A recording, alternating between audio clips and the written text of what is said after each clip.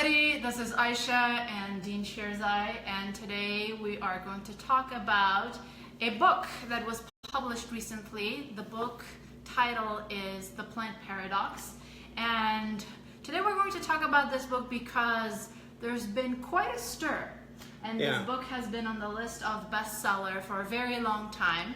And we have patients bringing this book into our clinic, and a lot of people contacting us on Facebook and other social media channels to talk about it because, you know, it essentially talks about everything that we have known about nutrition and health. In the wrong way. And the reason we're actually picking one book, it's not one book, it's this whole fad-driven pseudoscience and just gimmicky approach that we have in the United States and actually most of the world now. Just somebody has an opinion, has a belief, and then they have very little support, and then the way that they actually weaken the opposition, or what's been proven for a long time, proven with data, although science is not always proof, it's not absolute causality, but strong correlation for hundreds of years, if not, is by invoking conspiracy, or the fact that people have been trying to hide things, or that you yourself know best, and that's actually a way to separate you from the institution of science, so that then they come around and they sell you their thing. Whether it's the paleo stuff, and I would have used another word instead of stuff, it was a different venue, or if it's now the plant paradox, or that plants have feeling. My gosh, this is 21st century. It's bewildering that we're still playing this game. For us, it's important because healthcare system, again, is not healthcare. It's sick care. We do what we do. As surgeons, as doctors, as general practitioners, as neurologists, we do good work. But we really don't do a lot. So it's the community and home. Absolutely. So let's talk about what the book is all about.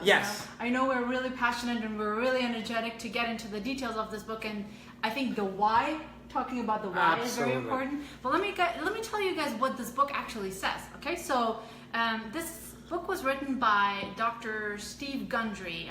He's a medical doctor, and what he promotes in his book is essentially a fad diet. He basically says that, forget about everything you knew about nutritional science. As always. And this is like the favorite line of a fad diet book. And that, the real information has been hidden from you for such a long time, and here I am, and I will tell you what you need to do. Exactly. So here's what he says. So the case in the plant paradox is that there are these substances called lectins, and they're found in a lot of plant foods, and they bind to your cell and they cause a lot of diseases. I mean, he just has this enormous list of diseases, from cancer to gut disorders to diabetes to heart disease, even dementia. Without a single direct correlation of one paper even. Correct, yes. So, he gives a lot of plant foods. He actually has a list of yes foods and no foods, and there's just a lot of foods that are on the no list, things like beans and lentils and whole grains, and which are actually the highest in lentil in absolutely lectins. I mean, yes, exactly. And he actually says don't eat them. So he says lentils are bad for you. Exactly. He says whole grains are bad for you. He actually says that the whole fruit category is bad for you.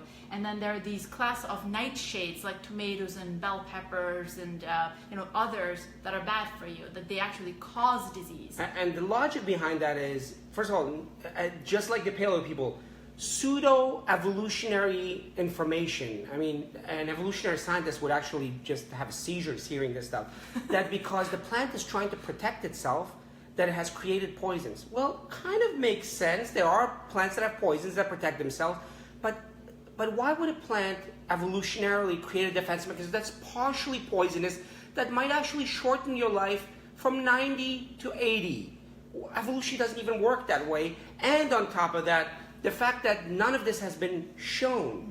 And on the contrary, if lectins were bad for you, the healthiest population in the world, the blue zones that our Dan Buettner talks about over and over again. Phenomenal book. By the way, buy this book. It's an amazing, incredible book, and it talks about other aspects other than nutrition in the blue zones.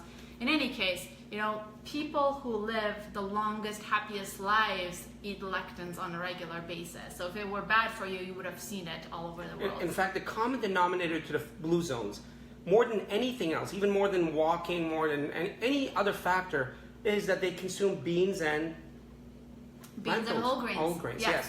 And whole grains, it's on the high danger zone category, but they're actually associated with longer lives, better heart health, less stroke, less dementia, and even in randomized studies, when they placed people in a high whole grain, high fiber diet, they actually did much, much better than people who are on standard American diet. So there's, and the same thing for, particular foods. We never try to get into foods because you don't eat a food or a vitamin, you eat multiple things at the same time, and it's a synergy between the minerals and vitamins and the food, the macronutrients that actually end up being beneficial for you. But just take tomato, he has a picture of a tomato on his book. Tomatoes are one of the most potent anti-inflammatories. As a matter of fact, they looked at, there was a randomized study of tomato juice, and they had specific inflammatory markers that they looked at, and tomato juice actually lowered those inflammatory markers. And the science he uses, I mean, if you believe in just, you like somebody and whatever they say you want to follow, that's fine. That's good for the followers. Right. But if you want to base something on some measure of science, then that should be the grounds. I mean, this guy actually, so some people actually misquote. Some people don't quote at all, though they don't put citations. He has multiple citations where he has reverse quoted things. I mean, pick his first reference. Citation, yeah. The first reference in his book, and I actually made a note for myself so that I can read it out to you verbatim, was a reference that supports a statement about egg yolks. He basically says that egg yolks and shellfish, quote unquote, dramatically reduce cholesterol. And when you look at the particular reference that he's associated with that statement, there's not even a mention of egg yolks there. So in that particular study that he references, they looked at two groups of people. They cut out all red meat, all cheese, and all dairy in one group and had them eat shellfish. And then the rest of the group ate just regular food. And of course your cholesterol would go down if you cut down red meat, cholesterol, and eggs. But he just picked that one reference to support his statement saying egg yolks and shellfish reduce cholesterol. So none of his statements are validated, meaning validation is when something you claim is truly that thing. Right. We were so adamant in our book that everything we say is supported and not overstated. Even the 90% claim, we say that's an extrapolation. We say it, and it comes from data. But everything else, even our own data. I mean, the coconut story came from one patient and her husband. We have a clinic of 20. She was a pediatric nurse. Yeah. And so we have a clinic of 2,700 patients. Actually, we said 2,500, 2,700 patients, where we studied the nutrition, we studied the lifestyle, we studied how they actually manifested the disease. And even in that situation, where we were actually looking at this population and it was observational, we made sure that we didn't make extravagant claims there. That's a humongous data. We still didn't make claims. Right. This book is based on none of his own data. And there's so many references in the book that actually don't support his statements at all. As a matter of fact, some of them, they completely deconstruct his statements. So it's disturbing, because if a physician wants to disperse information among the general population, I mean, it's almost criminal and irresponsible to just randomly search words and then put whatever you find on Google and use it as a reference in the book. It's just bewildering. And not even be true to the content of that reference. Absolutely. So, unfortunately, we live in an era where claims are not justified by evidence, and they're disproportionately exalted. And, we were talking about willful negligence. Yeah, absolutely. And he's a physician, and Dr. Greger says that a lot of people say, the book was written by a physician. That actually is a counter support, because as physicians, unless you actually have taken the time to go through the courses and have done the education, we never get educated as far as nutrition is concerned. We don't go into details. Absolutely. So one of the books, the protein book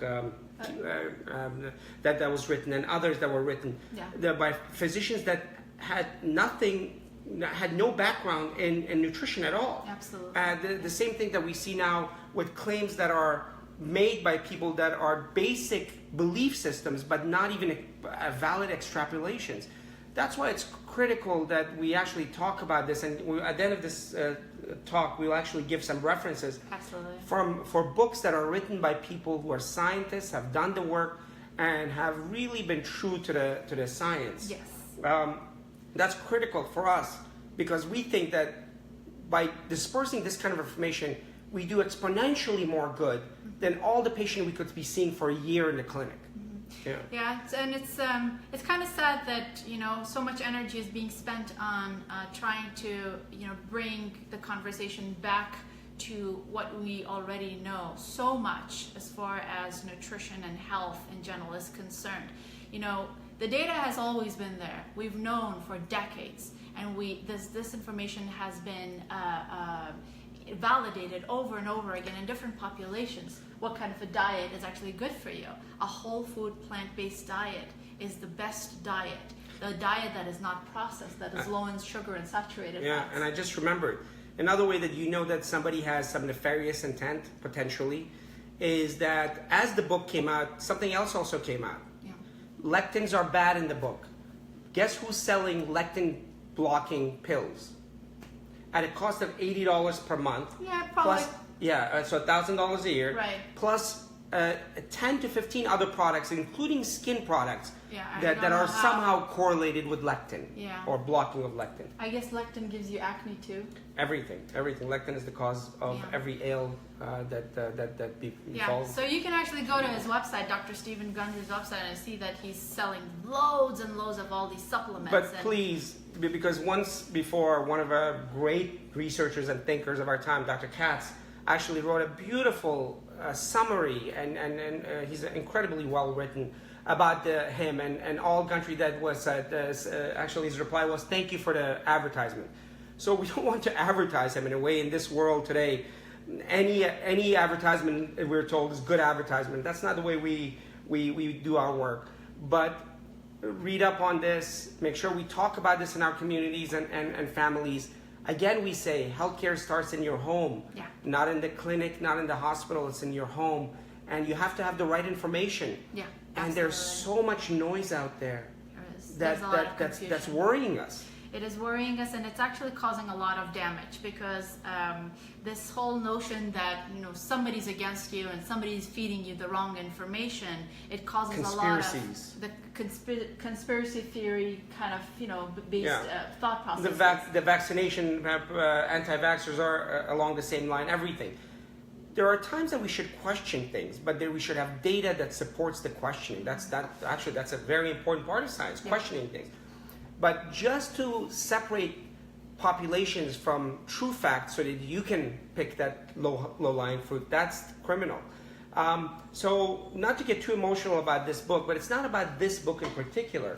It's about all the noise, all the noise out there. I mean, in the world of neurology and dementia, there are books that are bestsellers, and we see our patients bringing those books, and they quote those books all the time.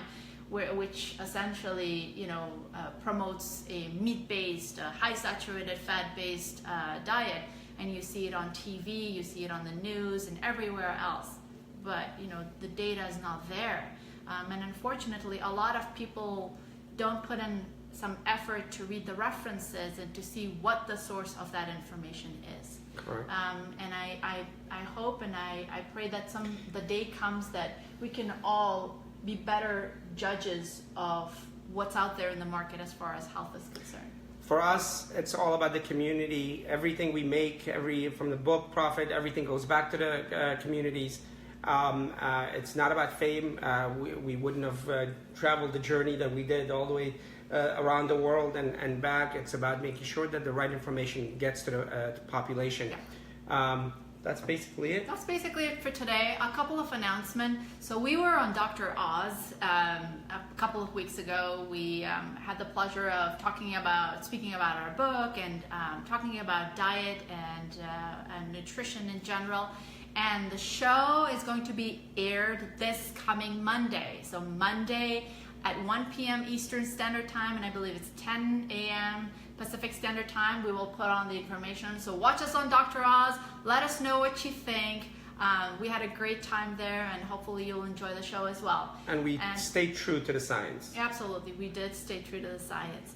And yeah, and if you have any questions, any topics that you think are important to you and your family and your community, please send it our way. We would love to talk to you. And if you want us to come to your communities, we've already been invited to dozens of communities that we're going to go there and help promulgate and spread the information as much as possible. That to us is our healthcare for the communities. Absolutely. So thank you so much for joining us. Post in your questions. Happy to answer them. Don't forget to get a copy of our book. This is the UK-based book, Alzheimer's Solution. You can find it anywhere in all the bookshops in the US. All the profits go back to the community, to our 501c3 Healthy Minds Initiative, where we're actually setting up brain health workshops in the community, especially for underserved communities, trying to get rid of this noise, this clutter, and promoting brain health. Thank you so much. Have a great day. Bye.